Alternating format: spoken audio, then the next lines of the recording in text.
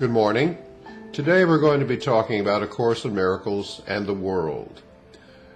In many aspects, from one aspect, how the Course differs from other thought systems in regarding the world, and also how we have difficulty with the concepts that the Course presents to us about the world. The creation myth of the Course is metaphysical device, to be sure, but its primary intention is to help us to connect right now with how we view ourselves as separate from God right now.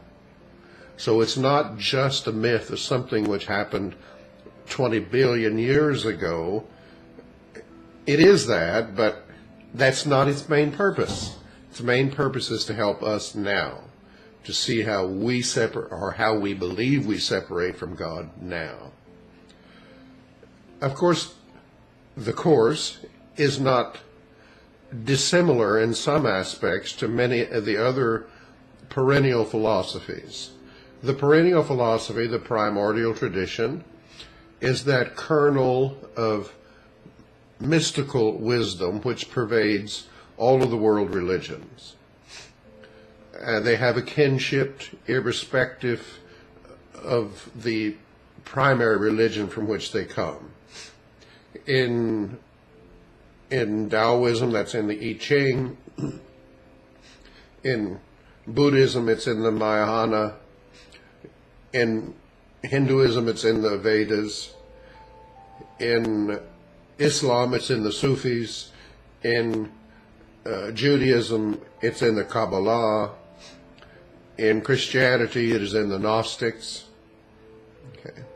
So there is a kernel of mystical truth that pervades all of the organized religions. And that's called the perennial philosophy. Well, the perennial philosophy and the Course have a great deal in common, much in common. That's why you can read the Course and think, oh my goodness, this is Vedanta. Or you read a portion of the Course and you say, oh, this is Buddhism. And you read another portion of the Course and you say, oh, this is Gnosticism. The Course has very skillfully woven together aspects of the perennial philosophy and married it with modern psychology and wrapped it all up in a big bow of the perception that Jesus has of all these philosophies. And he has literally woven them together in a fabric that the world has never seen. And the Course is, indeed, as it says, a gift of God to his Son. It's not wrong. But we have a way of trying to make it wrong. The Course has great ego-threatening value. The ego will try to pull you away from the Course, try to make you change the Course, try to make you alter the Course. The ego will not let you study the Course in peace. And if you've been trying to study the Course, you know that. Now, I'm sure it has brought you to peace at some point, and hopefully that state is more ongoing. But at least in the beginning stages, the ego pulls you away. And one of the areas that there is great difficulty in is accepting the fact that this world is not real. It goes against our common sense understanding of reality that we grew up with. Of course, that's the ego, but it's common sense, and so therefore we tend to accept it. It's only been recently in modern times that quantum physics has come alongside the Course in some regards and told us that the world is not real. Just what we said. The world is a holographic, phantasmagorical appearance. It's more like a dream than anything else. And I didn't say that. The quantum physicists have said that. And you can read books now in quantum physics explaining how the universe is not real. But that becomes still just theoretical unless it's applied in our daily lives. And what does it mean to apply that in our daily lives? because simply denying the world as a fact, as an intellectual thing, will not help you to discover love's presence. Most of the quantum physicists, at least the ones that I know, are still deep within the illusion. You know, they haven't escaped it. So when we look at the Course and its attitude about the world and about the body, we're looking at our barriers. And that's what I want to do today. This beautiful passage here in chapter 18, the passing of the dream, in section 6, beyond the body. Jesus tells us, the body was not made by love. There we go. God didn't make this world. He didn't make the body. Okay? The body is the ultimate symbol for the world, for the universe. God didn't make it. Okay? Now, already that puts the ego up on its hackles, because the ego has invested an enormous amount of energy in putting forth these gods of the world, which are projections of our own guilt, put out there into imaginary heavenlies as judgmental gods. And the world's religions are highly devoted to these kind of gods. If you're in the West and you grew up in a Christian or a Jewish home, then you had the name of a god. Yeah, that was his name, Jehovah, or Yahweh, or Adonai, or Elohim. He had a variety of aliases. But we were told what he was like. And we were told that he created the physical universe. So we were told that matter and spirit are both real. Even though they're totally the opposite of each other, they're both real. That's what we were taught. And God created this physical body and put it in a garden, a beautiful garden of Eden, and made a woman out of the man's rib. And they were happy in the garden. They could do whatever they wanted to, except God had a rule they couldn't break. And when they broke that rule, something happened to Jehovah, Yahweh, Adonai, Elohim. He turned from supposedly a loving father into a monster. They broke one little rule, and he kicked them out of paradise. Not only did he do that, he did it wrathfully. And he made sure they could never come back in. And he gave them punishments because they'd broken his one rule. Eve would now have to bear children in pain, and Adam had to go out and get a job. And so this crazy little story is driven into our minds as a symbol of what we're to believe, that God is not trustworthy. He's not all love. His love can change like that to wrath. So love is insecure. Love is easily threatened. That's what we're taught. And pain and suffering are a result of our sin. Never mind the fact that it was a stupid little rule. Okay? It's like you had two toddlers and you put them in the kitchen and you said, now, Mama's going to go out for a little while. You two guys stay right here and you can do whatever you want, but don't you dare put your fingers in the wall sockets. Okay? Any parent will tell you what was going to happen.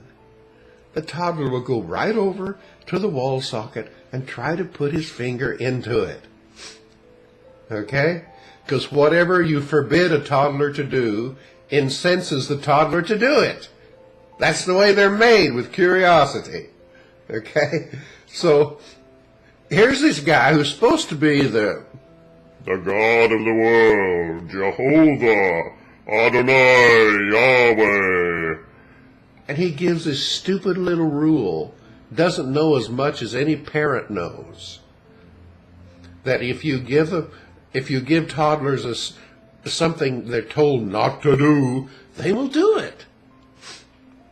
That's why we put guards in our wall sockets. Jehovah doesn't even know that much. Okay? And then suppose then mother comes back and she sees the little toddlers crying because they've stuck their finger into the wall socket. What does she do? Well, a normal mother would pick them up and comfort them and tell them it's okay, it's going to be all right. But if you were not such a good mother, you might come in and say, "What have you done? I told you not to put your fingers in the wall socket, and see what you have done because of it, and now you will have to suffer the consequences. Young lady, young man, I told you, blah, blah, blah, blah, blah, blah, blah, blah, blah, blah, blah, blah." I hope that never happened to you. But it's like human beings to do that. And we're taught that from the beginning, that that's the way of common sense. The world is real, it has real consequences. And God can easily turn to the devil. That's the thing about the Bible, that the truth that you're not told. That in this dualistic work of the Bible, God and the devil are both sides of the same coin. You piss God off enough, he'll turn to be the devil. You don't believe that? Just ask the people of Sodom and Gomorrah. He nuked the place. Now, regardless of what they were doing there, I don't care what they were doing. Did they deserve to be nuked for it? Okay? See, so we've got this crazy idea of the world as A, being real, and B, being a place where love is not trustworthy. That's why Jesus comes in the course and does so much corrections to us and for us about our ancient ideas, our ideas that come from our myths. Okay? The body was not made by love, yet love does not condemn it. The Holy Spirit came with us into this dream world, the active memory and the sonship of who we are in truth.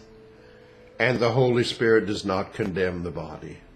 Instead, we read on, yet love does not condemn it and can use it lovingly, respecting what the Son of God has made and using it to save him from illusions. That's the way of the real God. Okay? The Holy Spirit came in with us. The Holy Spirit sees the illusions that the Son has miscreated in the projection of his tiny mad idea, the crazy idea that he could break off from God and observe God and be a consciousness. Consciousness is the phantom of the observer. There is no observer in truth. God is all-encompassing. What is all-encompassing can have no opposite, and it can also have no observer. That's why there's no consciousness in heaven. But in this tiny mad idea,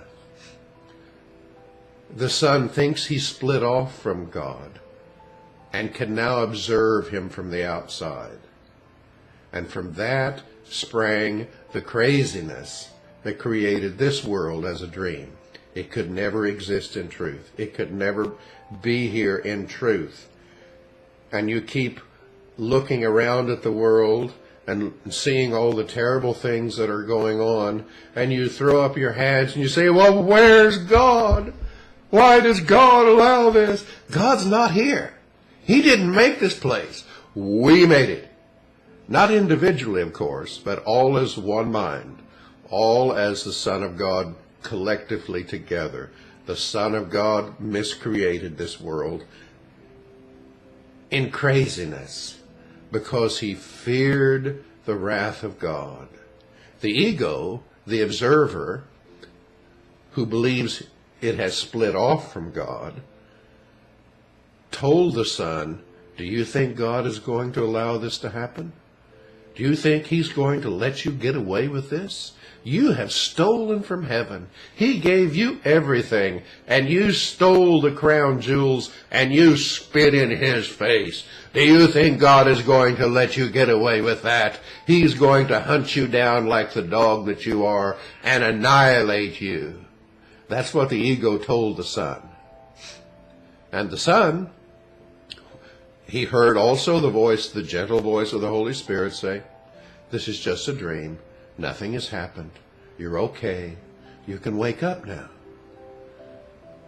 But for some reason, he chose the voice of the ego, which means he enjoyed consciousness. He believed the lie that he would be diminished just by being a part of the radiance of God. He believed the lie that he could be something different from God. Consciousness. And from this story, from this creation myth that the Course gives us, we understand now that consciousness itself is built in with guilt and fear. So it shouldn't be odd that we see those things in the world that we miscreated, in this dream world. God is not here. He didn't make this place. He doesn't even know it exists. If he knew it existed, it would make it real. God knows his Son is asleep, but he cannot know the content of the dream, because God is only love and all-encompassing love. He encompasses no dreams. He encompasses only reality, truth, love, and real knowledge. So God knows that his Son is asleep. He cannot know the content. He's not here in this world. Okay? Yet love does not condemn it and can use it lovingly, respecting what the Son of God has made and using it to save him from illusions. So every moment in this world, we are given the same choice that the Son was given when he first dreamed of separation. We can be wrong-minded and accept the ego's view of things, in which case we're stuck in a polarized world of good and evil. And we love this, but we hate this. The Chinese and the Russians are bad. The Americans are good. I love Cadillacs. I hate Buicks. I love her. I hate him. On and on and on and on we go with a world of opposites. And that's all from wrong-mindedness. And in wrong-mindedness, people hurt you and you have grievances against them. And you want to hold on to those grievances. It makes you feel better. Makes you feel more separate and more unique. I am that I am. I am a great individual. I am super and unique. And you see how the ego is very clever. That wrong-minded perception can even be shot into very New Age spiritual ideas of exalting the individual as a great and powerful and unique presence. Da, da, da, da, da, da. Sing the praises of the ego as unique, wonderful being. That's still the error of separation. We're not unique. We're all a part of one another, and no one's better than the other. No one is more special than anybody else. We are all parts of the Son of God. So we can either take that wrong-minded mentality when we're in the world, or we can take the Holy Spirit's advice and go into right-mindedness. We can see the world as illusion, as a place that we made where God could enter not. And then, even though we live in a world of opposites, we can have an attitude and a mind of oneness. The mind of Christ can live in this world, just as Jesus came into this world to share its illusions, that he might lead us out of them. And with that, I think we'll close for today. Our understanding of the world has now gone through a few changes in this little speech, And this is a sharing, it's not a sermon. You don't have to believe a word I say. It's totally all right. Instead, you might enjoy exploring these issues in your life to see if you're championing your individual greatness and holding grievances, or whether or not you're offering forgiveness to everything you see in the world which your eye would condemn. The Holy Spirit doesn't condemn it. It can be used as a lesson to help you to regain the knowledge of your true self. And when we've all done that, we'll go home. But for right now, we'll say peace.